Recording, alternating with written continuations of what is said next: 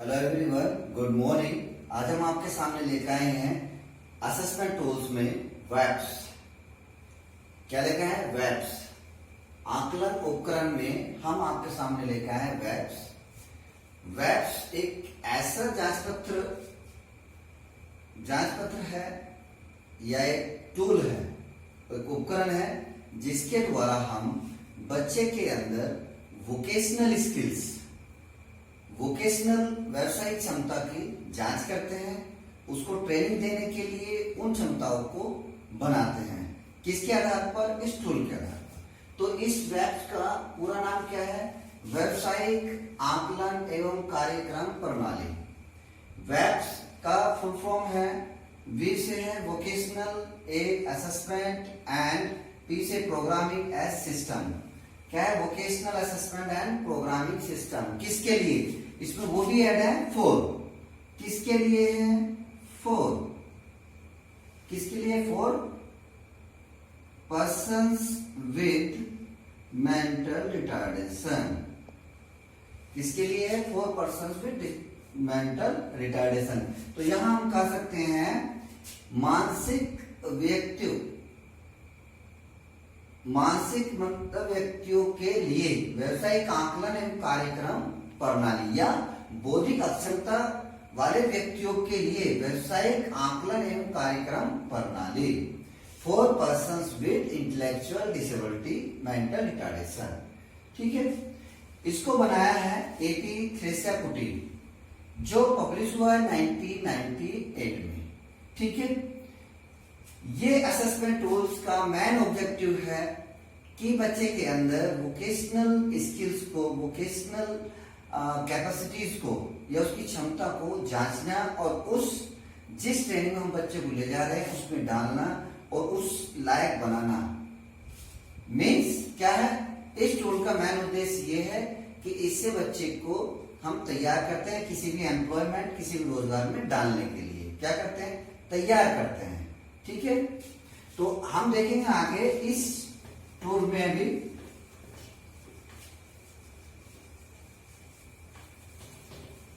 इस टूल के अब हम बात करेंगे पार्ट्स कितने हैं। कितने पार्ट्स हैं इस टूल के? वेब्स के 4 पार्ट्स हैं। कितने? 4 पार्ट्स। तो पहला पार्ट्स क्या है हमारा? वोकेशनल प्रोफाइल, व्यावसायिक रूपरेखा। ठीक है। सेकेंड वन, सामान्य कौशल आकलन जांच पत्र, सामान्य कौशल जेनेरिक स्किल्स असेसमेंट चेकलिस्ट। इसमें क्या है? सामान्य कौशल आकलन, इसको हम वर्क रेडनेस स्किल्स भी बोलते हैं। वर्क रेडनेस स्किल्स का मतलब है कि तैयार करना है, किसके लिए? कार्य के लिए तैयार करना। ठीक है, वो कौशल उसमें दिए गए हैं।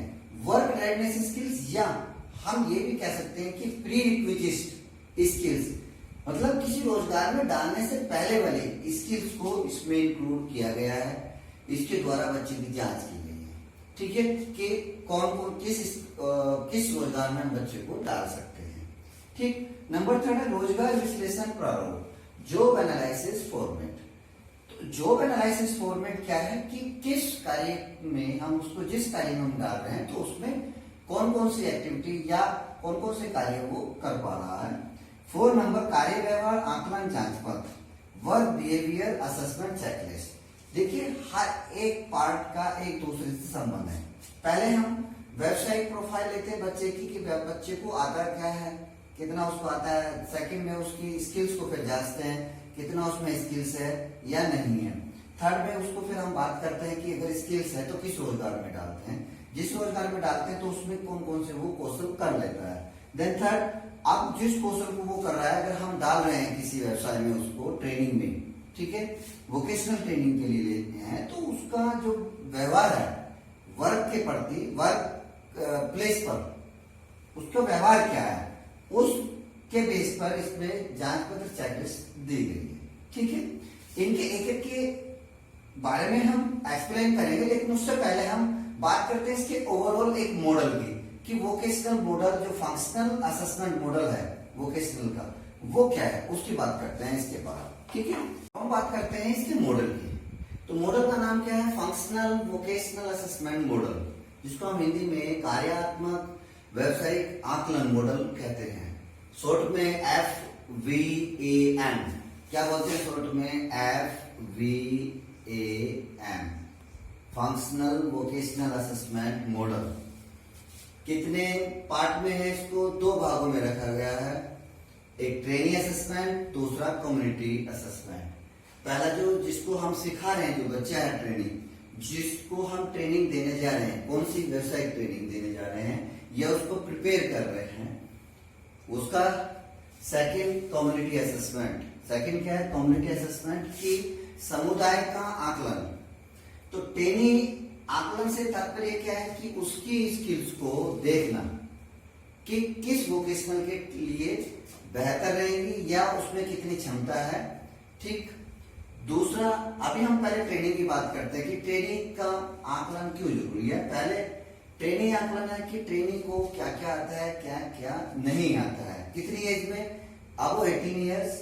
देन फैमिली असेसमेंट करेंगे कि फैमिली में फादर क्या करता है, मदर्स क्या करती है, ठीक है, उनका ऑक्यूपेशन क्या है, या उनका बिजनेस है या कोई गवर्नमेंट जॉब है। उन आधार पर हम देखते हैं कि बच्चे की कौन से रोजगार में पॉसिबिलिटी हो सकती है, उसकी स्किल्स के बेस पर, उसकी बैकग्राउंड की इंफॉर्मेशन के बेस पर और उसकी फैमिली हिस्ट्री के बेस पर।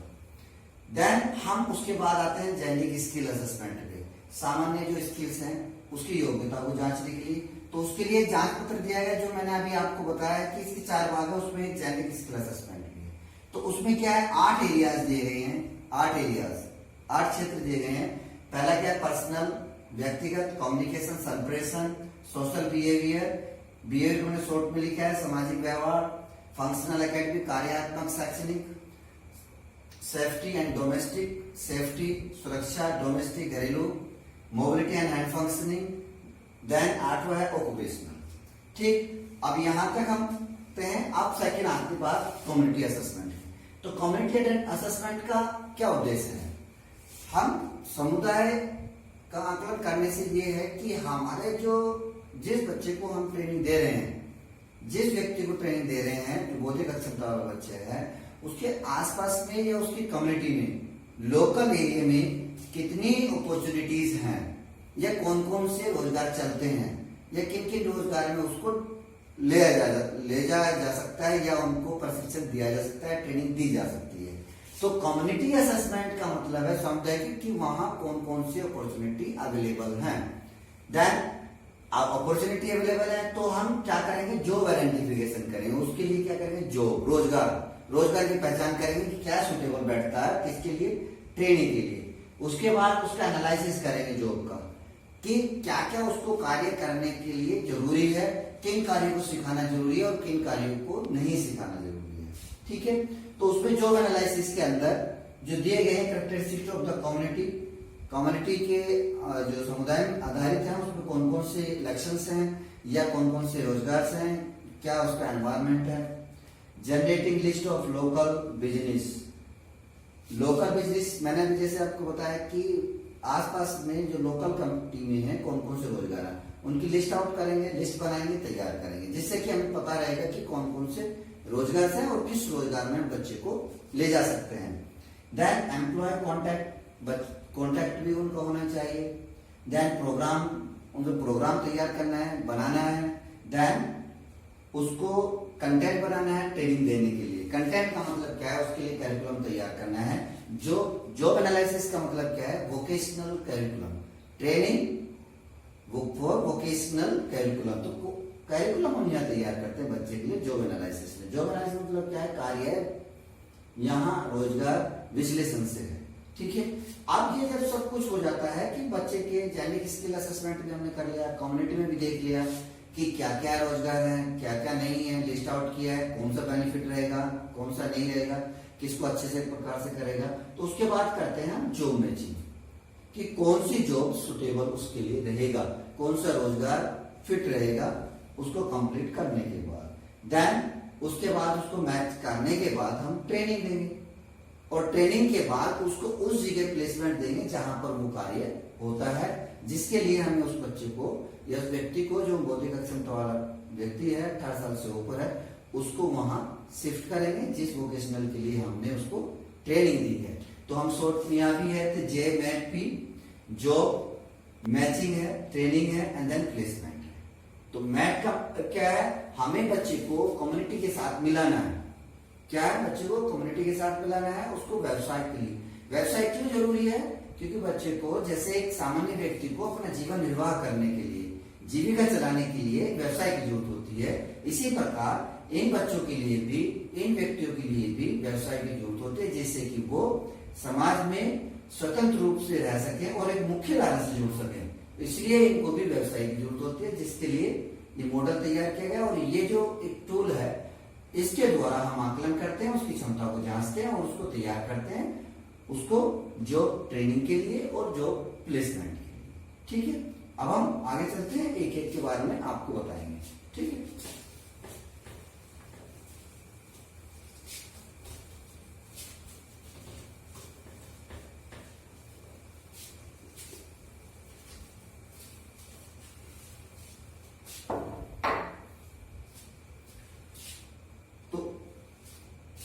पहला हमारा क्या था, पहला पार्ट है हमारा वोकेशनल प्रोफाइल। कौन सा पार्ट है पहला हमारा, पहला पार्ट है हमारा वोकेशनल प्रोफाइल, व्यावसायिक रूपरेखा, रूपरेखा, वोकेशनल प्रोफाइल। ठीक है, क्या है इसमें, वोकेशनल प्रोफाइल। इसमें देखिए बहुत सारे आइटम्स हैं। क्या है, फर्स्ट बच्चे की बैकग्राउंड है, बच्चे का नाम है, बच्चे की डेट ऑफ बर्थ है, बच्चे का है।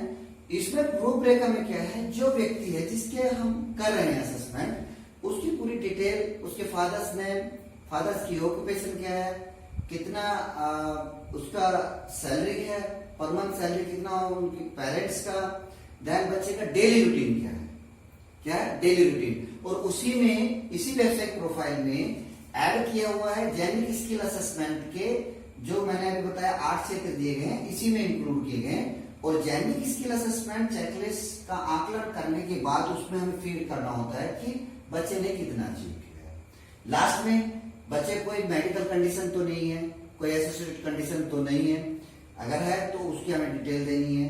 लास्ट में इस व्यावसायिक रूपरेखा के जो पॉइंट हैं, व्यावसायिक रूपरेखा वोकेशनल प्रोफाइल का जो लास्ट पॉइंट है वो है हमारा सुटेबल जॉब्स। हमें चूज करना है 3 सुटेबल जॉब्स, किसके बेस पर, जेनिक स्किल असेसमेंट के बेस पर। अभी मैंने जैसे बताया वोकेशनल और ट्रेनिंग, कम्युनिटी असेसमेंट और ट्रेनिंग असेसमेंट दोनों का कंप्लीट करने के बाद हमें 3 जॉब्स इसमें सेलेक्ट करना होता है, सुटेबल जॉब्स हमें रखना होता है। पेरेंट्स से डिस्कशन करने के बाद, पूरी इंफॉर्मेशन गैदर करने के बाद हम 3 वोकेशनल जॉब्स उसके लिए फिट करते हैं, जो जिसको हम आगे उसके प्लेसमेंट के लिए और जॉब मैचिंग के लिए उसको ले जाते हैं। ठीक है, तो ये तो हमारा वेबसाइट रूपरेखा है, जिसमें जनरल इंफॉर्मेशन है, फैमिली बैकग्राउंड है, उसका बच्चे की हिस्ट्री है। ठीक है, तो ये सब उसका उसमें डेली रूटीन भी है। तो ये सब क्या है, व्यावसायिक रूपरेखा के अंदर है। ठीक है, तो पहला पार्ट हमारा क्या रहा, व्यावसायिक रूपरेखा। अगर हम अब सेकंड की बात करते हैं, ठीक है, सेकंड में क्या है, सेकंड जो है हमारा सामान्य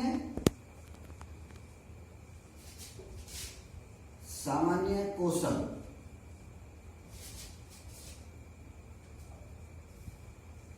आकलन जांच पत्र। ठीक है, क्या है, जांच पत्र, सामान्य कौशल जांच पत्र, इसको हम बोलते हैं generic skills assessment, assessment checklist, assessment checklist क्या बोलते हैं, जेनिक स्किल असेसमेंट। कितने क्षेत्र हैं इसमें, जैसे मैंने अभी बताया आपको 1 to 8 क्षेत्र हैं। कितने क्षेत्र, एरिया कितने हैं, 8 क्षेत्र हैं। ठीक है, तो पहला क्षेत्र क्या है, पर्सनल, जिसको हम बोलते हैं व्यक्तिगत। पहला क्षेत्र क्या है, व्यक्तिगत। दूसरा कम्युनिकेशन, संप्रेषण। थर्ड सोशल बिहेवियर, सामाजिक व्यवहार। फोर्थ फंक्शनल एकेडमिक, ठीक है, कार्यात्मक शिक्षण, ठीक है। फिफ्थ सेफ्टी स्किल्स, सुरक्षा कौशल, डोमेस्टिक बिहेवियर, घरेलू व्यवहार। Seven mobility and hand functioning. Mobility का मतलब क्या है? गति और हाथों के कार्य। एक ऑक्यूपेशनल स्किल्स, व्यवसायिक कौशल, ठीक है। तो ये कितने एरियाज हुए? 8 क्षेत्र हुए, ठीक है। अब इसमें जैसे कुछ उपकरणों में हर क्षेत्र में बराबर बराबर आइटम्स होते हैं, लेकिन इसमें ऐसा नहीं है। मान लीजिए जिस पर्सनल में 4 ही कौशल दिए हैं, 4 ही कौशल है, इनमें सभी में अलग अलग कौशल हैं, अलग अलग आइटम्स हैं, एरियाज। हर एरिया में डिफरेंट डिफरेंट भिन्न भिन्न एक्टिविटीज हैं, आइटम्स हैं। तो लेकिन टोटल एक्टिविटीज कितनी है? 80। कितने हैं टोटल आइटम्स? 80 या एक्टिविटीज, ठीक है। स्किल्स, ठीक है। कितने स्किल्स है? 80 स्किल्स है टोटल 8 एरियाज में, ठीक है। ठीक, अब इसकी बात करते हैं हम यहां स्कोरिंग की, ठीक है। स्कोरिंग सिस्टम क्या है? देखिए, अगर बच्चा किसी एक्टिविटी को कर रहा है, ठीक है, तो दो हैं इसमें scoring system, right and cross, दो ही है। राइट का मतलब क्या है? इंडिपेंडेंट। क्या है राइट का मतलब? इंडिपेंडेंट। और क्रॉस का मतलब क्या है? गुना के चिन्ह का मतलब क्या है? डिपेंडेंट। डिपेंडेंट दैट मीन्स क्या है? परफॉर्म द एक्टिविटी और not perform the activity. Independent work को कर रहा है, और क्रॉस का मतलब है इंडिपेंडेंट नहीं कर रहा है। तो हमें कौन सा काउंट करना है? जब हम अगर ग्राफ बनाते हैं या उसकी प्रोग्रेस को दिखाते हैं, तो क्या करना है? किसको काउंट करना है? इसको नहीं करना है, किसको करना है? राइट वाले को करना है, ठीक है। तो कितने किए? मान लीजिए कितने हैं हमारे? 80, और 80 में से कितने अचीव किए? 40 इंटू 100, तो कितना हुआ? 50% हो गया। कितना हुआ? 50% हो गया। तो ये क्या हुआ? 80 में से टोटल, ये तो है ओवरऑल परसेंटेज है। मान लीजिए अगर हम एक एरिया लें, ठीक है। कौन सा है? मान लीजिए फर्स्ट एरिया है हमारा, कौन सा है? पर्सनल। कौन सा एरिया है? पर्सनल, ठीक है। तो पर्सनल में कितनी एक्टिविटी है? टोटल 4।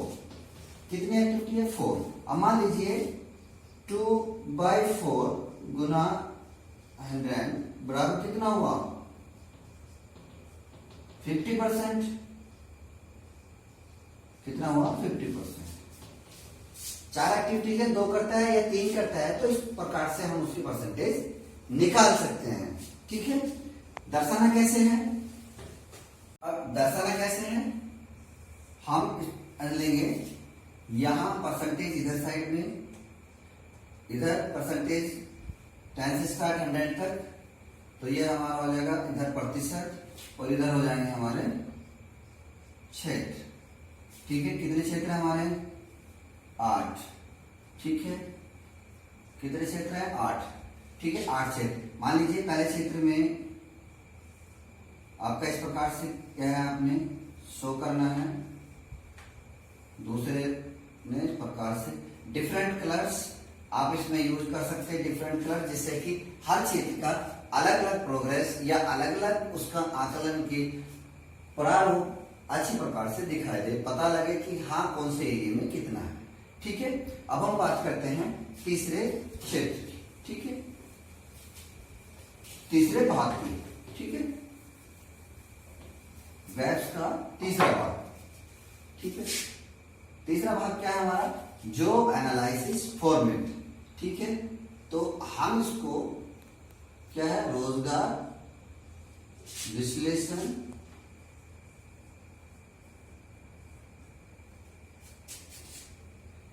प्रारूप, ठीक है, रोजगार विश्लेषण प्रारूप, तो हम बोलते हैं जॉब एनालिसिस फॉर्मेट। ठीक है, ठीक, जॉब एनालिसिस फॉर्मेट। ठीक है, जॉब एनालिसिस फॉर्मेट में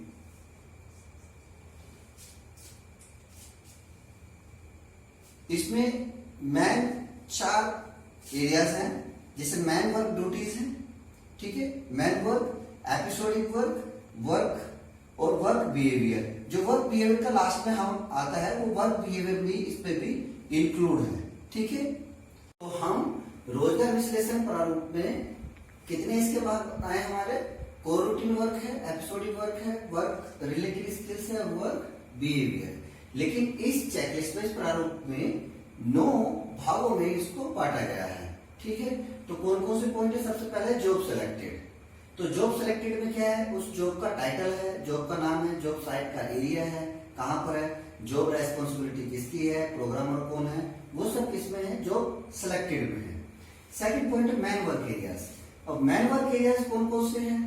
जो मुख्य कार्य हैं किसके, जो हमने ट्रेनिंग चूज की है या जो हमने टाइटल दिया है, जॉब जो सिलेक्ट की है, उसके मैन वर्क एरियाज को, इनको हम फाइंड आउट कर सकते हैं, बना सकते हैं किसके द्वारा? टास्क एनालिसिस प्रक्रिया के द्वारा। जो हम जैसे किसी क्वेश्चन को हम छोटे छोटे भागों में या शिक्षण कार्य पदों में, शिक्षण पदों में बांट लेते हैं। ठीक है, तो उसमें कार्य को करने में आसानी होती है। तो अगर हम जो उसको जॉब दे रहे हैं उसके मैन वर्क एरियाज कौन कौन से होंगे, वो हम मुख्य मुख्य मेन पॉइंट्स को लिख लेंगे। देन एडिशनल ड्यूटीज, टास्क, अतिरिक्त कार्य कौन कौन से होंगे उस पोजीशन से रिलेटेड, वो वहां पर मेंशन करने हैं। फोर्थ हमारा वर्क रिलेटेड स्किल्स। तो वर्क से संबंधित कौन कौन से कौशल होने चाहिए, तो उसमें हमारे सारे एरियाज है। जैसे हमारा जेंडर स्किल्स रिलेटेड है लेकिन उसमें अलग अलग थे, तो उसमें कौन कौन से कौशल जरूरी है ये उसमें मेंशन करना है। जैसे मान लीजिए पर्सनल में कौन कौन से कौशल होने चाहिए, किससे रिलेटेड, जो हमने जॉब सिलेक्ट किया है। देन फंक्शनल एकेडमिक में क्या है? Reading, writing, arithmetic. ठीक है, उसके कैलकुलेशन करने में या उसकी गणितीय क्षमता कितनी है, लिखने पढ़ने में कितनी क्षमता है। That sex education. Sex education का मतलब क्या है? प्राइमरी है, वो आइडेंटिफाई करता है या नहीं है। He identify, he differentiate between male and female. पुरुष और स्त्री में वो अंतर जानता है या नहीं जानता है। देन आपका रिक्रिएशनल स्किल्स, मनोरंजन स्किल्स, एंड देन आपका इंडिपेंडेंट लिविंग। इंडिपेंडेंट लिविंग क्या है? जो उसके स्वतंत्र लिविंग से संबंधित जो जैविक दैनिक जीवन की क्रियाएं उनसे संबंधित कौन कौन से कौशल है जिनको इंडिपेंडेंट बच्चा करता है, वो उसमें मेंशन करता है। यहाँ पर फिफ्थ में वर्क बिहेवियर। तो वर्क बिहेवियर क्या है? नेक्स्ट एक चेकलिस्ट है जो मैंने बताया, फोर्थ वाला वर्क बिहेवियर का है। तो उसमें हम जो रेस्पॉन्स आएगा वो यहाँ पर हम मेंशन करेंगे वर्क बिहेवियर में। देन 6 पॉइंट है जॉब रिक्वायरमेंट्स। जॉब रिक्वायरमेंट्स क्या है? जो हमने जॉब सिलेक्ट किया उसके रिक्वायरमेंट्स क्या है, क्या क्या उसके पॉइंट्स हैं, वो हमें मेंशन करने हैं वहां पर। से जॉब ट्रेनिंग प्रोसीजर। आप जब उस ट्रेनिंग को आपने सिलेक्ट किया तो उसको प्रोसेस किया, आप सिखाएंगे कैसे, हाउ टू टीच, कैसे उसको स्किलफुल बनाएंगे उसमें, वो यहाँ पर मैंने कैसे उसको लिखना है कि कैसे कैसे आप कराएंगे उस कौशल को, वो तरीका क्या है। Then eight teacher responsibilities. जो टीचर है, जो वोकेशनल इंस्ट्रक्टर है, उसको उसकी रेस्पॉन्सिबिलिटी क्या क्या होंगी वो है। देन पेरेंट्स कॉपरेशन, पेरेंट्स का या माता पिता का सहयोग कितना है, हमें माता पिता का उसमें सहयोग कितना मिल रहा है वो है। यहाँ पर हम सिर्फ क्या करते हैं, जॉब सिलेक्टेड का इसमें कोई पॉइंट्स नहीं है जो इसमें स्कोरिंग किया जाए। स्कोरिंग क्या है? मैन वर्क एरियाज की, एडिशनल की, and work related skills and work behaviour की हम करते हैं। तो वर्क बिहेवियर की क्या है? वर्क बिहेवियर की अलग हम करते हैं। ठीक है, तो मैन 3 एरिया की किस किस की करते हैं? Man work areas, additional duties and work related skills की। ठीक है, किस किस का करते हैं ये, और कैसे करते हैं? पीरियडिक एवेल्युएशन करते हैं 3 मंथ्स के बाद, 3 मंथ्स के बाद, 4 मंथ्स का हर प्रकार का कॉलम दिया हुआ है। तो इसका स्कोरिंग का सिस्टम क्या है? स्कोरिंग का सिस्टम मैं आपको बता देता हूँ। ठीक है, तो हम कितने 3 एरिया के हम करते हैं इसमें। तो 3 एरिया का जो भी आइटम रहेगा इन तीनों एरिया का हम इसमें यहाँ ये करते हैं।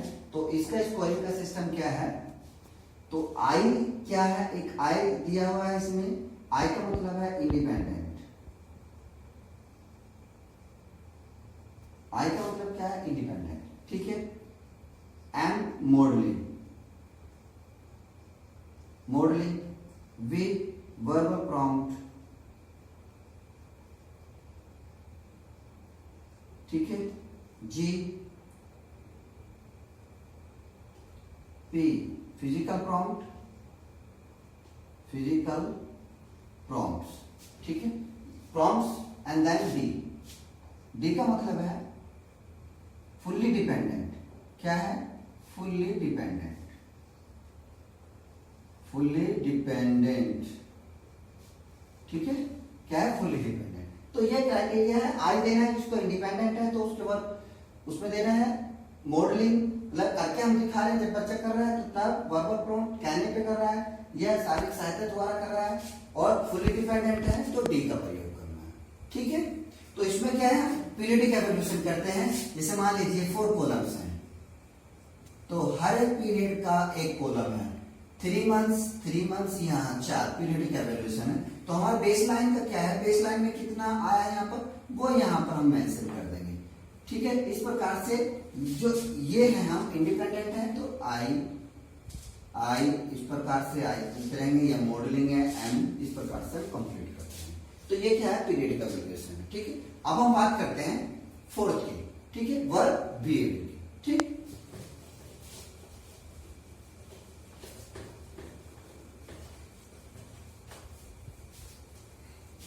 तो हमारा फोर्थ क्या है, फोर्थ पार्ट क्या है हमारा, वो कार्य व्यवहार आकलन जांच पत्र है, verb behaviour assessment checklist. It is the last. मैंने स्टार्टिंग में आपको बताया कि हर एक पार्ट इस आकलन का, इस उपकरण का एक दूसरे से संबंधित है। अब सबसे पहले हमने क्या लिया, बच्चे की पूरी बैकग्राउंड इंफॉर्मेशन वोकेशनल प्रोफाइल में। सेकंड में लिया हमने वर्क रेडनेस स्किल्स, जिसको हम प्री रिक्विजिट स्किल्स बोलते हैं, कि बच्चे को ट्रेनिंग देने से पहले की स्किल्स क्या क्या है, कितनी है उसका। देन उसके बाद हमने क्या किया कि जिस ट्रेनिंग में हम ले जा रहे हैं उसका पूरा एनालिसिस किया है, जिसको बोलते हैं जॉब एनालिसिस फॉर्मेट, पूरा डिटेल दिया है, जिसको हम ये भी कह सकते हैं कि जो वोकेशनल कैरिकुलम क्या है, ट्रेनिंग वोकेशनल कैरिकुलम, टीवीसी जिसको बोल सकते हैं, वोकेशनल कैरिकुलम, ठीक है। उसके बाद जब ये सब हो जाता है तो हमें वर्क बिहेवियर पे देखना होता है कि जहां बच्चा जिस स्थान पर वर्क कर रहा है उसका क्या क्या बिहेवियर है। तो उसमें 5 एरियाज दिए हैं, कितने एरियाज दिए हैं, 5 क्षेत्र दिए हैं, कितने हैं, 5 क्षेत्र दिए हैं, इसी में 5 क्षेत्र दिए हैं, ठीक है। हर एक क्षेत्र में अलग अलग आइटम्स हैं, अलग एक एरिया में अलग अलग आइटम्स है। टोटल आइटम्स कितने हैं, 50। कितने आइटम्स हैं, स्किल्स, ठीक है, एक्टिविटीज 50, कौशल्स हैं 50, आइटम्स हैं इन 5 को मिलाकर, ठीक है। सब में अलग अलग है, किसी में 10 है, 3 में 10 है, एक में 8 है, दूसरे में 10 है, इस प्रकार से है। तो पहला पॉइंट क्या है हमारा, पहला क्षेत्र कौन सा है, फिजिकल अपीयरेंस का है।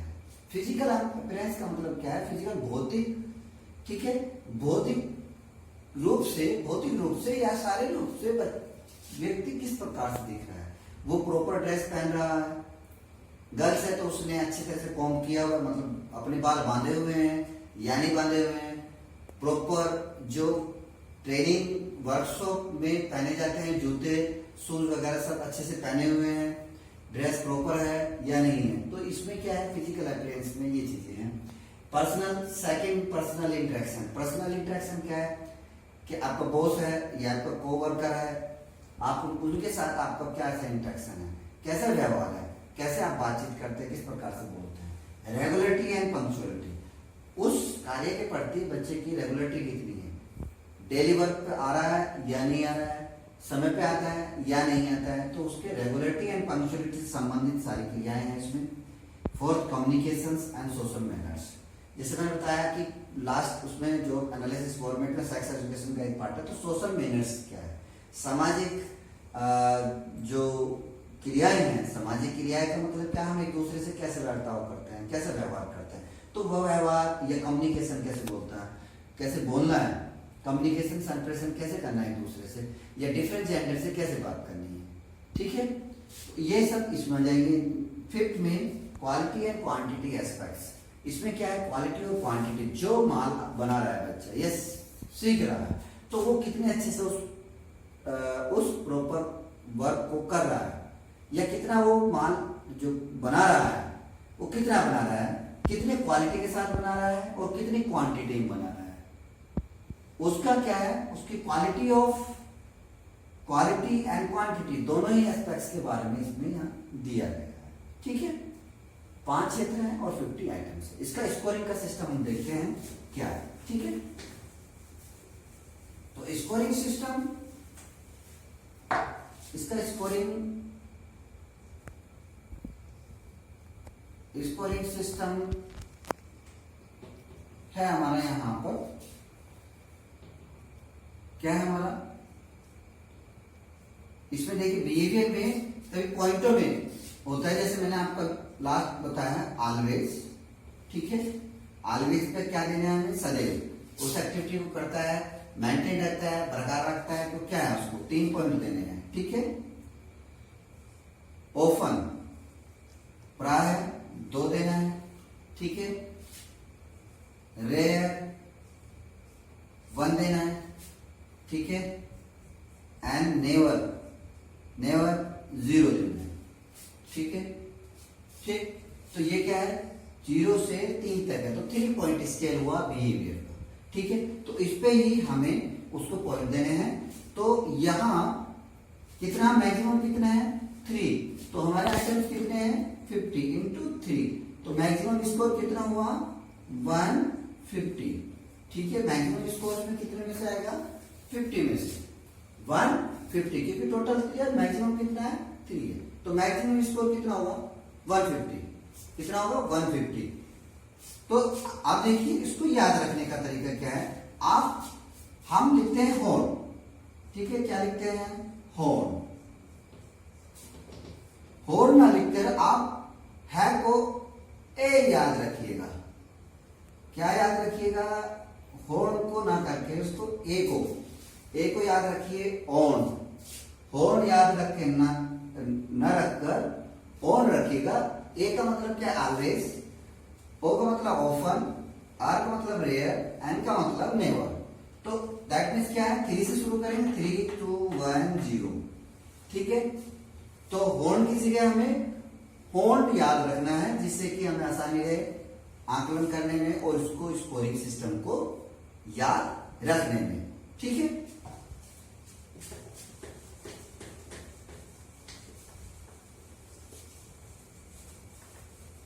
हमने किसके बारे में सीखा, वेब्स, ठीक है, वेब्स के बारे में। तो वेब्स क्या होता है, vocational assessment and programming system, किसके द्वारा बनाया गया, एनएमएच के द्वारा। इसका कंसेप्ट क्या है, इसमें कितने पार्ट्स हैं, मैंने आपको 4 पार्ट्स हैं, चारों पार्ट्स अलग अलग हैं और चारों सीक्वेंस हैं, ठीक है। सीक्वेंस है क्योंकि एक स्टेप के बाद हम दूसरे स्टेप पे जाएंगे, ठीक है। तो ये टूल है बच्चे को, या जो बौद्धिक अक्षमता वाले व्यक्ति हैं, 18 साल से ऊपर बच्चे हैं, उनको असेस करने और उनको ट्रेनिंग देने के लिए, ठीक है। मेन उद्देश्य क्या है, उनका आकलन करने और उनको ट्रेनिंग में ले जाने के लिए तैयार करना, ठीक है। ये इसका कार्य है। और कम्युनिटी में कौन कौन से जॉब्स हैं, एम्प्लॉयमेंट है, कौन कौन से एम्प्लॉयमेंट की अपॉर्चुनिटीज हैं, उनको भी ये एक पिक्चर देता है कि कैसे उसको करना है, ठीक है। तो ये हमारा वोकेशनल असेसमेंट जो वेबसाइट ग्रुप बच्चों को, बौद्धिक अक्षमता वाले बच्चों को देता है, जो किसके द्वारा बनाया गया है, एटी थ्रेसर कुटी मैडम के द्वारा बनाया गया है, ठीक है। अगर हम बात करें, जैसे मैंने अभी आपको बताया, स्कोरिंग भी बताया है, ग्राफ भी बताया, तो जैसे पहले बताया स्कोरिंग के बेस पे हम ग्राफ और उसका तैयार कर सकते हैं, ठीक है। अभी जितने भी एनआईएमएच के टूल्स हैं, या उपकरण हैं, उनको आप साइट से आप डाउनलोड भी कर सकते हैं, पढ़ सकते हैं। तो साइट क्या है, अगर हम गूगल पे जाते हैं, तो मैं साइट आपको बता देता हूं। आप अगर गूगल पे जाएंगे, गूगल पे जाइएगा, यहां आप अपनी साइट डालिएगा NIEPID.ac.in, ठीक है। गूगल पे जाके nipid.ac.in, या आप सिर्फ निपिड भी आप डालेंगे तो national institute for the empowerment of persons with intellectual disability आ जाएगा। जैसे ये आता है उसके बाद आपको क्या करना है, पब्लिकेशन में जाना है। किसमें जाना है, पब्लिकेशन में जाना है, ठीक है। पब्लिकेशंस में जाना है। पब्लिकेशंस में जैसे जाएंगे आप, इस पर्टिकुलर पॉइंट में आप जाएंगे तो इस पॉइंट के अंदर सब पॉइंट्स में पब्लिकेशंस